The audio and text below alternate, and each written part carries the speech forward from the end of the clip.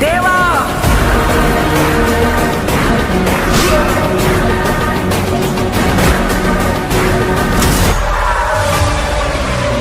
ሰላም ጤና ይስጥልን ቤተሰቦች ለዛሬ እንግዲህ ብዙዎቻችሁ በጠየቃችሁት መሰረት የፕረባስን የህይወት ታሪክ ንገረን ባላችሁት መሰረት አንድ ቪዲዮ ይዤላችሁ መጥቻለሁ። ቪዲዮ እንደምትወዱት እርግጠኛ ነኝ። ሙሉ ማየት እንዳትረሱ፣ እንዲሁም ቪዲዮ ላይክ አድርጉ። ለቤቱ አዲስ ሆናችሁ ደግሞ ሰብስክራይብ አድርጉ። ቻናሉንም የተለያየ ቦታ ላይ ሼር በማድረግ በዛ እናድርገው። ብዙ የቦሊውድ አድናቂዎች ወይም የፊልም ተከታታዮች በአጠቃላይ እንዲደርሳቸው እናንተም የበኩላችሁን እገዛ አድርጉ። ሌላ ጣጣ ሳላበዛ ወደ ቪዲዮ ልግባ። ፕረባስ የተወለደው ኖቬምበር 23 1979 ዓመተ ምህረት ነው። የተወለደውም እዛው በሳውዝ ታሚል ናዱ የሚባለው አካባቢ ላይ ቼናይ በሚባል ከተማ ውስጥ ነው። ፕረባስ ቤተሰቦቹ ወይም የቤተሰቦቹ የዘር ሐረግ የሚመዘዘው መራቲ ከሚባለው ዘር ነው። በእርግጥ ዛሬ ላይ ያለው ፕረባስ የሚለው ስም በጣም አንሶ ነው የሚታየን፣ ግን ሲወለድ የወጣለት ስም ቬንከት ሰቴናራይን ፕረባስ ራጁ ኡፓላፓቲ ነው ሙሉ ስሙ። በዛው በሳውዝ የፊልም ኢንዱስትሪ ውስጥ በስራው በጣም ታዋቂ የሆነ በጣም የትልቅ ፕሮዲውሰር ልጅ ነው። የአባቱ ስሙም ሱሪ ናራይን ራጁ ኡፓላፓቲ ይባላል። አባቱም በእድሜው እንግዲህ እንደደረሰ እናትና አባት የመረጡለትን አንድ ሴት አግብቷል። እሷም እናቱ ሆናለች። ሺቭ ራጅኩማሪ ትባላለች። እናቱም የቤት እመቤት ናት። በተጨማሪም ደግሞ የአባቱ ወንድምም አለ። እሱም ከሞድ ኡፓላፓቲ ይባላል። በፊልም ኢንዱስትሪ ውስጥ ዳይሬክተርም ፕሮዲውሰርም ነው አጎቱ። ታላቅ እህትም አለችው፣ ፕረገቲ ኡፓላፓቲ ትባላለች። እሷም ፕረባስ እንግዲህ የቤተሰቡ ትንሹ ልጅ ነው። ፕረባስ በስራው ቀጥሎ አሪፍ ደረጃ ላይ በደረሰ ሰዓት በ2010 ዓመተ ምህረት አባቱ በሞት ተለይቶታል። አባቱን ካጣ በኋላም ከወንድም እህቶቹ ጋር አንድ ላይ በመሆን ከሙሉ ቤተሰቡ ጋር ሃይድራባድ የሚባል ከተማ ውስጥ በሰላም ይኖራል። ፕረባስ ከልጅነቱ በጣም አይናፋር እና ጭምት የሚባል ልጅ ነው። በእርግጥ ከጓደኞቹ ጋር እጅግ በጣም ተግባቢና ተጫዋች ሲሆን አዲስ ለሆነ ሰው ወይ እንግዳ ሰው ግን ሲቀርበው ጭምት ነው፣ ዝምተኛ ነው። የመጀመሪያ ደረጃ ትምህርቱን እዛው ቼናይ ውስጥ ቢማ በረብ የሚባል ትምህርት ቤት የተማረ ሲሆን በመቀጠልም የቀጣይ የዲግሪ ትምህርቱን ቢቴክ ዲግሪውን ለመያዝ ሃይድራባድ ኮሌጅ ውስጥ ገብቶ ነበር። ሽሪ ቼተን የሚባለው ኮሌጅ ዲግሪውንም አግኝቷል። የኢንጂነሪንግ ትምህርቱን ቤተሰቡ ስለፈለገ የተማረው ነው እንጂ ለቤተሰቡ ፍላጎት ብሎም ትምህርቱን ጨርሶታል። ግን የሱ ፍላጎቱ ወደ ምግብ ያተኮረ ነው። የሚበሉ የሚጠጡ ነገሮች ላይ በጣም ትኩረት አለው። ስለዚህ ወደፊትም ደግሞ እንደምንም ብዬ ወደ ሆቴል ቢዝነስ እገባለሁ ይል ነበረ ከልጅነቱ። ትምህርቱን ጨርሶ ዲግሪውን በእጁ ካስገባ በኋላ ወደ ሆቴል ቢዝነስ ለመግባት የተለያዩ ሙከራዎችን ለማድረግ ጉዞውን ጀምሮ ነበረ። ሁሉንም ፕላኑን ከጨረሰ በኋላ ግን በድንገት የሰማው ሌላ መልእክት ነው።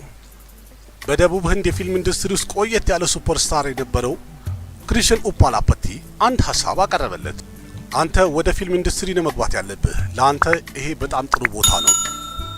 ስለዚህ ሌላ ሀሳብህን ተወት አድርገህ ወደ ፊልም ትኩረት አድርግና ሞክር የሚል ሀሳብ አቀረበለት አጎቱ። ስለዚህ ያጎቱንም ቃል ለማክበር ሲል እሱ ወደ ፊልም ኢንዱስትሪ ለመግባት ወሰነ። በመጨረሻም ፊልም ሰርቶ ለእይታ ማብቃት ቻለ።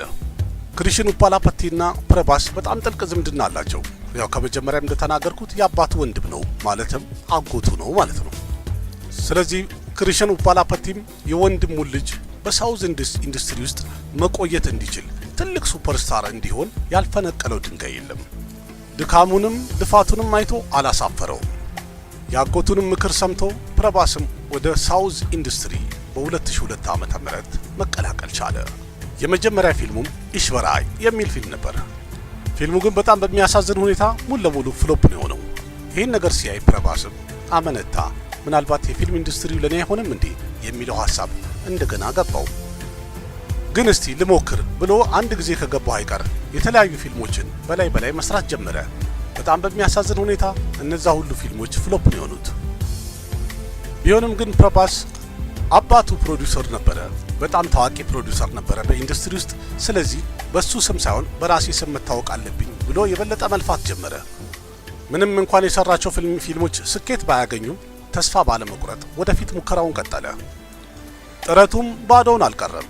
ከሁለት ዓመት በኋላ በ2004 ዓመተ ምህረት እድሉ አንጸባራቂ እንደሆነ ታየው። ወርሸም የሚል ፊልም ሰርቶ ነበር። ያ ፊልም ለእይታ በበቃ ሰዓት እጅግ በጣም አስገራሚ ሆነ። አብራ የተወነችው ትሪሻ ክሪሽን ነበረች። ፊልሙም ደግሞ በገቢ ደረጃ በአመቱ ብዙ ብር ካስገቡ ፊልሞች ተርታ መቀመጥ ቻለ። ቦክስ ኦፊስ ላይም አስገራሚ ገንዘብ ሰበሰበ። ከዛም በኋላ የፕረባስ እድሉ ተቀየረ። ምክንያቱም የተለያዩ ዳይሬክተሮችና ፕሮዲውሰሮች የሱን ስራ ስላዩለት የተለያዩ ፊልሞች ወደሱ መምጣት ጀመሩ። ቢሆንም ግን በፊልም ዓለም ላይ ያን ያህል ብዙ ልምድ ስለሌለው የሚመጡትን ፊልሞች ከነዛ መሃል ምን አይነት ፊልም መስራት እንዳለበት ለገበያ ምቹ የሆኑ ፊልሞች የትኞቹ እንደሆነ ባለማወቁ ግራ መጋባት ውስጥ ነበር የገባው የሚመጣለት ፊልም ብዛትን ሲያይ። ከቨርሸም በኋላም የተለያዩ ፊልሞችን ሰርተዋል። እነሱም ስኬታማ ሆነውለታል። በመቀጠል የሰራው ቸተርፐቲ የተባለውን ፊልም ነበረ። የዚህ ፊልም ዳይሬክተር ያ ዳይሬክተር ነው የፕረባስን ህይወት እስከ መጨረሻው ድረስ የቀየረው። ማለትም ኤስኤስ ራጃሞሊ ነበር ዳይሬክት ያደረገው። ቸተርፐቲ ማለት ኤስኤስ ራጃሞሊና ፕረባስ አብረው ለመጀመሪያ ጊዜ የተዋወቁበት ወይም የተግባቡበት ፊልም ነበር። ፊልሙ በገበያ ደረጃ ያን ያህል ስኬታማ ባይሆንም ፕረባስ ግን በስራው በጣም የተደነቀለት የተጨበጨበለት ሰዓት ነበረ። በሰዓቱም ደግሞ ፕረባስ ሮማንስና ኮሜዲ ይዘት ያላቸው ፊልሞችን በላይ የሰራ የነበረበት ሰዓት ነው። በመቀጠልም የሰራው በ2007 ዓመተ ምህረት ሙና የሚለውን ፊልም ነበረ። በፊልሙ ላይም ከሱ ጋር አብራ የተወነችው ደግሞ ኢሊያና ዲክሩዝ ነበረች። ሁለቱ አብረው ፊልም በሚሰሩ ሰዓት ፕረባስ ላጤ ነበረ። በዛ ላይ ደግሞ ውበት አለው፣ መልከ መልካም ነው። ስለዚህ ከኢሊያና ዲክሩዝ ጋር የፍቅር ግንኙነት አለው እያሉ ስሙን ማጥፋት ቀጠሉ።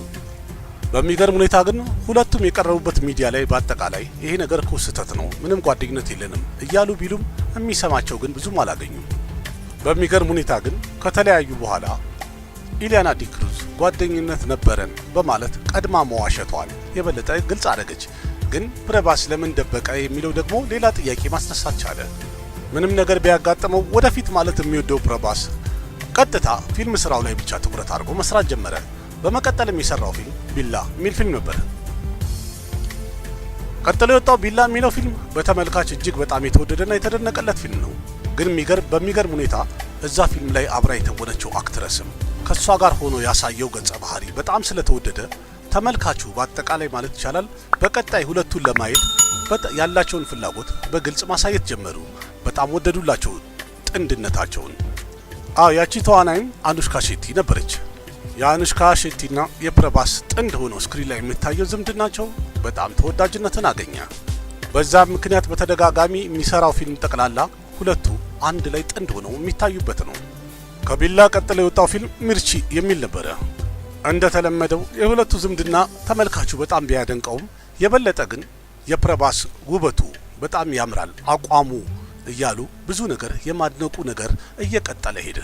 ስለዚህ ውበቱና ቁመቱ እያሉ የሚያደንቁት ነገር በጣም በኃይለኛው የተለያዩ መጽሔቶች ላይ ቲቪዎች ላይ መውጣት ሲጀምር ይሄ ነገር ኤስኤስ ራጃሞሊ ጋር ደረሰ። ኤስኤስ ራጃሞሊ ደግሞ በሰዓቱ ባሁበሊን እየሰራ የነበረበት ሰዓት ነው። ኤስኤስ ራጃሞሊም ለባሁበሊ ፕረባስን ለማስፈረም ጊዜ አላጠፋም። በፍጥነት የኔ ፊልም ላይ መሪ ተዋናይ የሚሆነው ፕረባስ ነው ብሎ ወሰነ። ፕረባስና ኤስኤስ ራጃሞሊ በ2005 ዓመተ ምህረት ለመጀመሪያ ጊዜ አብረው ፊልም የሰሩ ቢሆንም ከ10 ዓመት በኋላ በድጋሚ በባሁበሊ ተገናኙ። ግን የሚገርመው ነገር ባሁበሊ ከመውጣቱ በፊት ፕረባስ ዳርሊንግ የሚል ስም ተሰጥቶት ነበር። አድናቂዎቹ በአጠቃላይ ዳርሊንግ ፕረባስ ይሉት ነበር በሰዓቱ። የዚህ ምክንያቱ ደግሞ ዳርሊንግ የሚለው ፊልም በጣም ወደውት ስለነበረ ተመልካቾች እሱንም ለሱ መጠሪያም የዛን ፊልም ርዕስ አድርገው ዳርሊንግ ይሉት ነበር። ባሁበሊን መስራት ቀጠለ። ቢሆንም ግን ባሁበሊን እንደ ፊልም ስራ ብቻ አልነበረም። ለሱ እጅግ በጣም ፈታኝ የሆኑ ጊዜዎችን ያለፈበት እንዲሁም ትልቅ ነገር የተማረበት ጊዜ መሆን ቻለ። ለፊልሙ ፕረባስ ወፈር ያለ ገዘፍ ያለ ሰውነትና ረዘም ያለ ጸጉር ያስፈልገው ነበረ። ያ ብቻ ሳይሆን ያንኑ ጠብቆ ጸጉሩንም ሰውነቱንም ጠብቆ ለረጅም ጊዜ በቀረጻ መቆየት እንዳለበት ቀድሞ የተነገረው ነገር ነበር።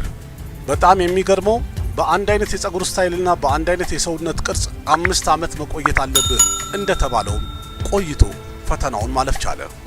እንዲያውም እንደሚባለው ከሆነ ኤስኤስ ራጃሞሊ ከፕረባስ የተሻለ ማንም አክተር ሊያገኝ አይችልም ነበረ። 5 ዓመት ሙሉ እሱ እንደሚለው እየታዘዘ በአንድ አይነት ስታይል ሊቆይለት ማንም አያገኝም ነበር ይባላል። ምክንያቱም ደግሞ የፕረባስ ጭምትነቱ፣ አይናፋርነቱ እና ሰው አክባሪነቱ ለስራው ያለውን ክብር ይህንን ስራ በብቃት ለመወጣት ጠቅሞታል። እንዲያውም ለ5 ዓመት ባሁበሊን ቀረጻ በሚያደርጉ ሰዓት ላይ ሌላ ፊልምም አልፈረመም። ምንም አይነት ማስታወቂያ ላለመስራት ወስኖ ስራውን ብቻ አተኩሮ ይሰራ ነበር። እንዲያውም እንደሚባለው ለአንድ ብራንድ ሰውነቱን አይተው ፊትነስ ብራንድ ለማድረግ ሊያስፈርሙት ፈልገው ነበር። እንዲያውም ፈቃደኛ አልሆንም ሲላቸው በዛ ያለ ገንዘብ ለመስጠትም ጠይቀውት ነበር። ቢሆንም በሰዓቱ ፕረባስ መልሱ አንድ ነው። አይ አልሰራም አልፈልግም ነበር ያለው። ምንም ያህል ቢከፈለው ላለመስራት ነው ውሳኔው። የሱ ትኩረቱ አንድ ነገር ብቻ ነው፣ እሱም ባሁበሊን መስራት እና መጨረስ። ግን ፊልሙ መጨረሻ ላይ አልቆ ተመርቆ በወጣ ሰዓት የፕረባስ ይሄ ሁሉ መስዋዕትነት ባዶ እንዳልቀረ የሚያሳይ ነው። ፊልሙን ለመስራት የከፈለው መስዋዕትነት በአጠቃላይ ፊልሙ ደግሞ መልሶ ክሶታል። እንዲያውም ፊልሙ በሚሰራ ሰዓት ላይ ስፖርት በሚሰራ ሰዓት ፕረባስ ተጎድቷል፣ ጉዳቱም ከፍተኛ ስለሆነ ኮማ ውስጥ ገብቷል የሚሉ ዜናዎች በኃይለኛው ሲወሩ ነበረ። ቢሆንም ግን በመጨረሻ ውሸት ነውና ተጋልጧል ስህተት ዜና መሆኑ። በጣም የሚገርመው ነገር በህንድ ሲኒማ ታሪክ በጣም ትልቅ በጀት የወጣበት ፊልም ባሁበሊ ሆኖ ሳለ በዛው ልክ ደግሞ በገቢም በጣም ትልቅ ገቢ ያስገባው ፊልም ባሁበሊ መሆን ችሏል። የባሁበሊ ሁለቱም ክፍሎቹ በጣም ስኬታማ መሆን ችለዋል። እንዲሁም በዓለም አቀፍ ደረጃ አነጋጋሪነታቸው አስገራሚ አድርጎታል። ስለዚህ ፊልሙም ፕረባስን በአንድ ጊዜ በህንድ ሲኒማ ውስጥ በጣም ትልቁ አክተር ሊያደርገው ችሏል። እንዲያውም እንደሚባለው ከሆነ ባሁበሊ ፊልም ለእይታ ከበቃ በኋላ ፕረባስ ከ5 እስከ 6 ሺህ የሚሆኑ ሴቶች ለጋብቻ ጠይቀውታል ተብሏል።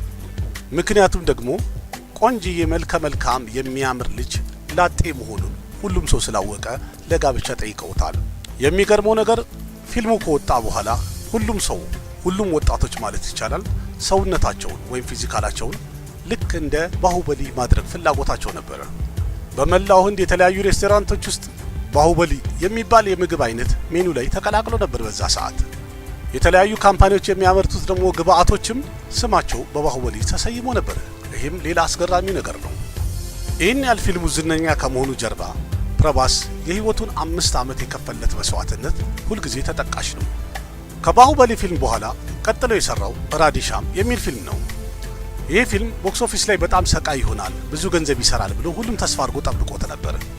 ቢሆንም ግን በአክሽን በእንደዛ በሚያምር አክሽን ስታንት ያዩትን አክተር በፍቅር ሲያዩት ሁሉም የጠበቀው ሌላ ነው፣ ያገኘው ሌላ ስለሆነ ፊልሙ በገቢ ፍሎፕ ሊሆን ችሏል። ይህም አሳዛኝ ነገር ነው። በእርግጥ ፊልሙ ያን ያህል የሚገባው አልነበረም። ከዛ በላይ ግን በጣም የሚገርመው ነገር ፊልሙ 400 ከሮር አስገብቶ ፍሎፕ የሆነ ሌላ አስደናቂ ታሪክ መስራት ችሏል። ከዛም በመቀጠል የተለያዩ ሚዲያዎች ላይ ፕረባስ ከከሌ ጋር የፍቅር ግንኙነት አለው ከከሌ ጋር የፍቅር ግንኙነት አለው እያሉ ማውራታቸውን እንደቀጠሉ ነው። ግን እስካሁን ድረስ ፕረባስ ከማንም ጋር የፍቅር ግንኙነት እንዳለው አምኖም አያውቅም፣ አለኝም ብሎም አያውቅም። እስካሁን ድረስ ላጤ እንደሆነ ነው። እሱ ምንም ቢል ግን ከአኑሽካ ሼቲ ጋር ያለው የፍቅር ነገር በጣም በኃይለኛው ነው የሚነሳው። ለዛም ደግሞ ምክንያት የሚያደርጉት 5 ዓመት ሙሉ ባሁበሊን በሚሰሩ ሰዓት ሁለቱ አብረው ነው የኖሩት የሚለው ነው ማስተባበያ የሚያደርጉት። በእርግጥ ከባሁበሊን በፊት 2 ፊልሞችም ሰርተው ነበረ። ግን ባሁበሊን በመስራት 5 ዓመት መቆየታቸው ይህንን ወሬ የበለጠ እንዲያፋፍሙ አድርጎታል። ፕረባስ በሚጠይቅ ሰዓት ለዚህ መልስ የሚሰጠው እኛ እኮ ስራ ላይ ነበረን፣ 5ም ሆነ 10 ዓመት ቢሆን ስራ እየሰራን ነው። ለምንድን ነው ሁለታችን የፍቅር ግንኙነት ያለን የሚመስላችሁ? ካለም ደግሞ አለን እንል ነበረ ነው መልሱ። በጣም በሚገርም ሁኔታ ብዙ ዩቲዩበሮችም ሆነ ቲቪ ላይ የሚወጡ መረጃዎች ደግሞ የሚያሳዩት የፕረባስ ቤተሰብ ውስጥ አንድ ሰው በሞተ ሰዓት ሆስፒታል ለመጠየቅ በሚሯሯጡበት ጊዜ አኑሽካ ሼቲ ሁልጊዜ አብራው ትንቀሳቀስ ነበር ብለዋል። ግን ለዚህ መልሱ የአንድ ሰው ስብዕናው በጣም ጥሩ ሲሆን የቆየም ሆነ የቅርብ ጓደኛው በደስታም ሆነ በሐዘን ሰዓት ከጎኑ ሊገኝ ይችላል። የሷም ታሪክ ከዚህ ጋር የሚጠቃለል ነው እንጂ ሌላ ነገር አይደለም። ምክንያቱም ፕረባስ 20ና 25 ዓመት የቆዩ ጓደኞች እንኳን ዛሬም ድረስ አብረውት ነው ያሉት። በጣም በሚገርም ሁኔታ ለነሱ ክሬዲት እየተሰጠ የሚናገረው እነሱ ጓደኞቼ በሌሉበት ቦታ እኔ ድብርት ውስጥ ነው የምገባው፣ እንዲያውም ባጭሩ ያለነሱ የኔ ህይወት በጅምር የቀረ ነው ብሎ ክሬዲት ሰጣቸዋል። በጣምም ይወዳቸዋል። በጣም አብሯቸው መሆኑን ያዝናናዋል። ፕረባስ ወደ ህንድ ሲኒማ ቀደም ብሎ የገባ ሲሆን አክሽን ጃክሰን የሚለው የአጄይ ዴቭጋን ፊልም ላይ ካሚዮ ሮል ነበረው። ሙሉ ለሙሉ ወደ ቦሊውድ የተቀላቀለው ፕረባስ አዲፑሩሽ በሚለው ፊልም ነው። ቢሆንም ግን አዲፑሩሽ ምንም ያህል ፍሎፕ የሆነ ፊልም ቢሆንም ኦፕኒንግ ዴዩና ፍሎፕ ሆኖም እንኳን የሰበሰበው የገንዘብ መጠን እጅግ በጣም አስደናቂ አድርጎታል። እንዲሁም ፕረባስ ምን ያህል ፋን ፎሎዊንግ እንዳለው ማረጋገጫም ሊሆን ችሏል። ቀደም ብሎ የሰራው ሳሆ የሚለው ፊልም በእርግጥ አባብ አቬሬጅ ቢሆንም በአጠቃላዩ 3ቱ ፊልሞቹ ከባሁበሊ አኳያ ስናያቸው በጣም የወረዱ ናቸው። በመቀጠል ከፐርሻንት ኒል ጋር አንድ ላይ በመሆን 2023 የመጨረሻ ወር ላይ የተለቀቀው ሰላር የሚለው ፊልም ክፍል 1 በጣም ተወዳጅነትን አግኝቶለታል። በገቢም አሪፍ ደረጃ እየሄደ ነው ያለው። ከሰላር በመቀጠልም አሁን የሚሰራቸው 2 ፊልሞች አሉ በ2024። በቅርቡ እንግዲህ የሚወጣው ፕሮጀክት ኬ ሲሆን በመቀጠልም ሌላ 1 ፊልም አለው። እንዲሁም ከአኒማል ፊልም ዳይሬክተር ሰሚር ሬዲ ቫንጋ ጋር አንድ ላይ በመሆን ስፕሪት የሚል ፊልም እንደሚሰራ የተነገረ ሲሆን ቀድሞ የሚወጣውን እንግዲህ አብረን የምናየው ነው። ፕረባስ እንግዲህ በምርጥ ትወናው በጣም ብዙ አድናቂዎችን ከማግኘት አልፎ በህንድ ሲኒማ ውስጥ በጣም ትልቅ ገንዘብ ከሚከፈላቸው አክተሮች ተርታ መቀመጥ ችሏል። ከባሁበሊ በፊት ለአንድ ፊልም እስከ 35 ከሮር ይቀበል የነበረው አሁን ላይ ግን ከ100 ከሮር በላይ የሚቀበልበት ደረጃ ደርሷል። ይሄ የጥረቱ ውጤት ነው። ሃይድራባድ ውስጥ በጣም ለግዠሪ የሚባል ትልቅ ቤት ያለው ሲሆን ከሙሉ ቤተሰቡ ጋር ሰብሰብ ብለው አንድ ላይ ነው የሚኖረው። ከፊልም ስራ በተጨማሪ የትልልቅ ብራንዶች አምባሳደር ሆኖ ያገለግላል። በተጨማሪም ማስታወቂያዎችን ይሰራል። በተጨማሪም ደግሞ በጣም በትልቅ ገንዘብ ትልልቅ ኢንቨስትመንት ስራዎች ላይ ተሳትፎውን እንደቀጠለ ነው። በተጨማሪም ደግሞ እጅግ በጣም ብዙ የሆኑ የመኪና ስብስቦችም አሉት። በጣም ዘመናዊ የሆኑ በጣም በቅንጦት የተሞሉ ውድ መኪኖችን ያሽከረክራል። ፎርቢስ ባወጣው መረጃ እንደሚያሳየው ከ2015 ጀምሮ እስከ 2023 ሀብታም የሚባሉ የህንድ ሴሌብሪቲዎች መሃል ከመቶዎቹ ፕረባስ 3 ጊዜ ስሙ መጠቀስ ችሏል። ይህም በሀብት መጠኑ የተጠቀሰ ነው። በስራው ብዙ ሽልማቶችን ያገኘ ሲሆን ከዛም በላይ ግን እጅግ በጣም ብዙ አድናቂዎችን በአጭር ጊዜ ውስጥ መሰብሰብ መቻሉ የበለጠ አስገራሚ ነው። ለዛውም ነፍሳቸውን የሚሰጡት በጣም የሚወዱት አድናቂዎችን ማፍራት ችሏል። ይህ እንግዲህ የልፋቱ የጥረቱ ውጤት ነው። ለዛሬ እንግዲህ በፕረባስ ላይ ያጠነጠነ ወይም ደግሞ የሱን የህይወት ታሪክ ለማስቃኘት ያቀረብኳት አጠር ያለች ቪዲዮ ይህን ይመስላል። እንዳይረዝም ብዬ አጠር አድርጌ ነገርኳችሁ። በሌላ ቪዲዮ ደግሞ ሌላ ጊዜ እንመለሳለን። ለነበረን ቆይታ በጣም አመሰግናለሁ። ቃሲም መካ ነበርኩኝ።